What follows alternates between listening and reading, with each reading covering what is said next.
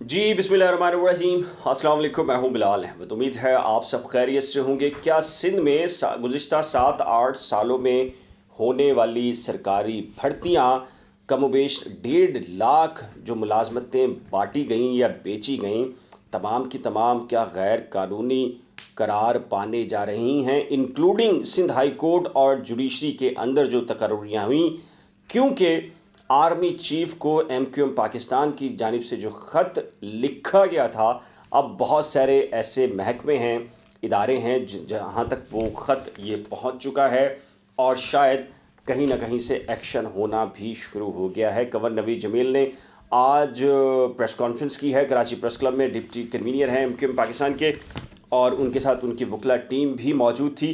मैंने ये 9 फरवरी ही को एक व्लॉग में ये बता दिया था कि ऐसा मेरे ज़राए के मुताबिक ऐसा कोई ख़त आर्मी चीफ सदर पाकिस्तान प्राइम मिनिस्टर को भेजा जा रहा है और वो उसमें टॉप प्रायोरिटी करार दिया गया है। इस ख़त को कंवर नवीद जमील ने आज और बहुत सारी तफसीलात सामने रखी हैं जो आज के इस व्लॉग में आपको मैं बताने जा रहा हूं। इस व्लॉग को आपने गौर से इसलिए सुनना है कि गुज़िश्ता 10 सालों में शहरी सिंध को किस तरीके से महरूम रखा गया और आने वाले जो वक्त है उसमें शहरी सिंध के लिए नौकरियों के दरवाज़े किस तरह खुल सकते हैं। आज का ये जो व्लॉग है इस हवाले से आपको तमाम तर जो सूरत हाल है उसे ब्रीफ रखूँगा। दूसरी एक और रिक्वेस्ट है कि अगर आपने मेरे YouTube चैनल को अभी तक सब्सक्राइब नहीं किया तो बराए करम सब्सक्राइब, वीडियो को शेयर, लाइक और बेल आइकन को लाजम प्रेस कीजिएगा, क्योंकि बेल आइकन के प्रेस करने से जैसे कोई नई वीडियो या व्लॉग अपलोड होगा तो नोटिफिकेशन के ज़रिए आपको सबसे पहले मिल जाएगा और आपको मेरी वीडियो सर्च करना नहीं पड़ेगी। अच्छा जी, ये ख़त है, कई सफ़हात पर मुश्तमिल है और ये मैंने हाईलाइट कुछ चीज़ें की हुई हैं। इस वजह से इस ख़त का जो मतन है वो टॉप प्रायोरिटी रखा गया है, नेशनल इंटरेस्ट मैटर, और ये 9 फरवरी को जारी किया गया था, जिस पर मैं एक व्लॉग कर चुका हूँ ऑलरेडी। इसमें वज़ीर आज़म के जो अकाउंटेबिलिटी के एडवाइज़र हैं उनको ये भेजा गया, ऑडिटर जनरल पाकिस्तान को भेजा गया, chairman and commissioner security exchange commission of Pakistan को ये भेजा गया। इसके साथ ही चेयरमैन नैब को भेजा गया, डीजी FIA और डायरेक्टर FIA को भेजा गया। लेकिन इसके साथ ही एक और चीज़ है जो ये CC किया गया है और इसके क्या मकासद हैं ये CC करने के, वो भी मैं आपको बता देता हूँ। तो जी, ये CC किया गया है प्रेसिडेंट को यानी कि सदर पाकिस्तान को, वज़ीर आज़म को, चीफ जस्टिस पाकिस्तान को, आर्मी चीफ को, गवर्नर सिंध को, speaker national assembly, DG NAB और इसके साथ ही DG human rights cell supreme court को भी भेजा गया है और चेयरमैन ट्रांसपेरेंसी इंटरनेशनल, ये सबसे अहम चीज़ है, चेयरमैन ट्रांसपेरेंसी इंटरनेशनल को भी भेजा गया है और शायद वहाँ से भी कुछ मामला चल रहे हैं। मैं आपको ये ब्रेकिंग भी दूंगा आखिर के अंदर और कुछ तफसीलात भी रखूँगा।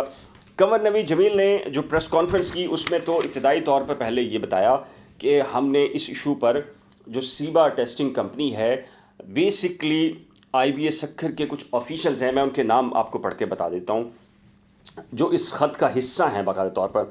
उनका ये कहना है कि मेलाफाइडली बदनीयती की बुनियाद पर जो सिंध गवर्नमेंट ने एक खेल खेला और कैबिनेट के अंदर मंजूरी ली, IBA जो कराची हमेशा से टेस्ट लिया करता था उसको ये कह दिया गया कि उनके पास अहलियत नहीं है और इसका जो चार्ज है वो तमाम के तमाम IBA सक्खर को मुंतकिल कर दिया गया। IBA सक्खर में बदनीयती की बिना पर एक प्राइवेट कंपनी बनाई गई और प्राइवेट कंपनी किस किस ने बनाई, ये तमाम की तमाम जो डिटेल है ये कंवर नवीद जमील ने अपने जो ख़त में लिखी है। उसमें कहा है कि इस कंपनी में जो CEO हैं वो सैयद मीर मोहम्मद शाह हैं और उनका शनाख्ती कार्ड नंबर भी है जो मेरे ख्याल ज़रूरी नहीं है।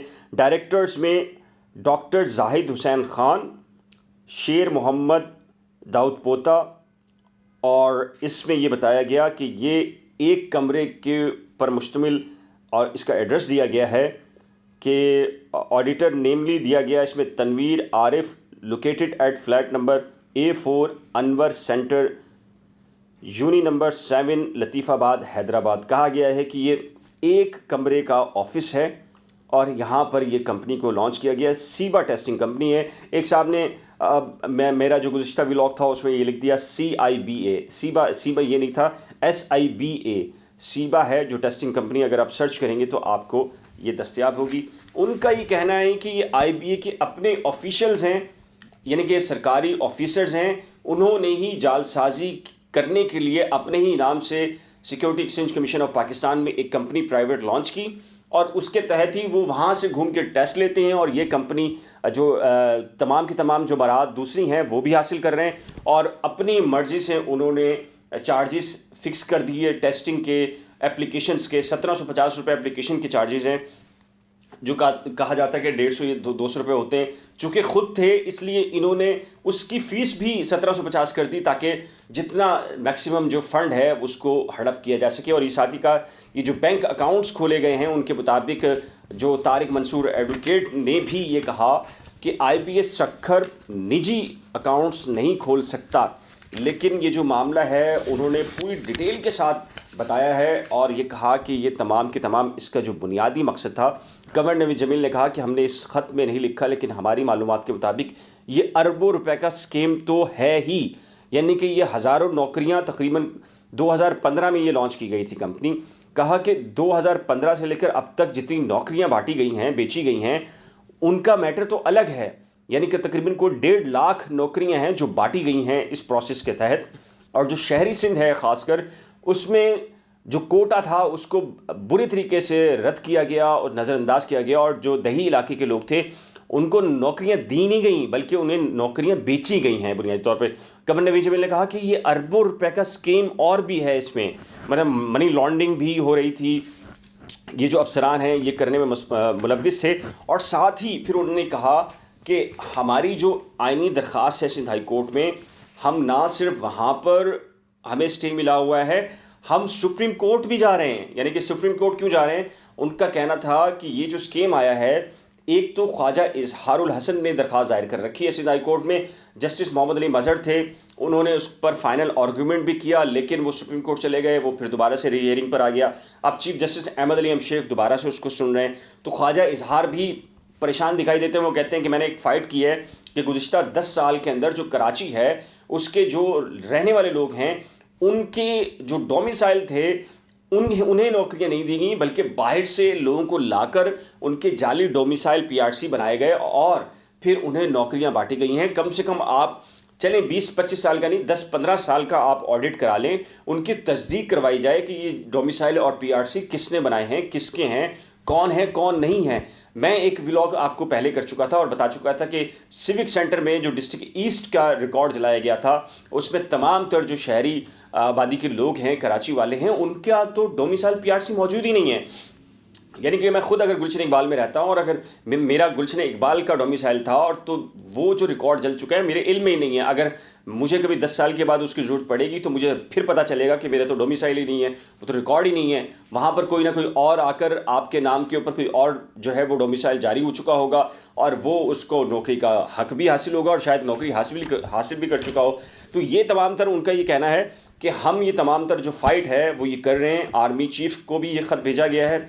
उनका कहना है कि सिंध हाई कोर्ट में ख्वाजा इजहारुल हसन की पटिशन है, हम चाहते हैं कि उस पर जल्द फैसला हो। और उनका कहना है कि इस दरख्वास्त पर भी, यानी कि इस पर DG नैब फौरी तौर के ऊपर एक्शन लें, चेयरमैन नैब, और फौरी तौर के ऊपर इंक्वायरी कराएं। और चूँकि DG FIA की डोमेन में ये आता है, लिहाजा वो फौरी तौर के ऊपर इस पर कार्रवाई करने के बाद इस पर ये जो कंपनी सीबा टेस्टिंग कंपनी है, इनके जो डायरेक्टर्स और CEO हैं, इन पर FIR लॉन्च करें फ्रॉड की, मनी लॉन्ड्रिंग की, और इन्हें गिरफ्तार करने के साथ साथ जो इनके बैंक अकाउंट्स हैं उनको भी फौरी तौर पर मुंजमद किया जाए ताकि ये जो स्कीम है इसको रोका जाए। फिर वो कहते हैं कि इसके बाद फिर कराची में नौकरियां और जो शहरी सिंध की जो नौकरियां हैं, इन सबको जो पुरानी नौकरियां होंगी उनको ख़त्म किया जाए और फिर दोबारा से नए सिरे से शफाफाना तरीके से, भले से जिसका भी कोटा है उसको वो नौकरियां दी जाएं।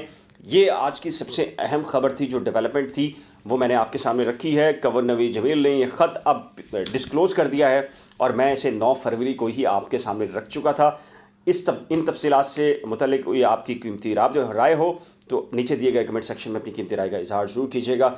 अगर ये व्लॉग आपको आगाही के लिए अच्छा लगा हो तो बराए करम इसको शेयर कर दीजिएगा। आखिर में रिक्वेस्ट कि अगर आपने मेरे YouTube चैनल को सब्सक्राइब नहीं किया तो बराए करम सब्सक्राइब और बेल आइकन को लाजमी प्रेस कर दीजिएगा। अल्लाह हाफिज़।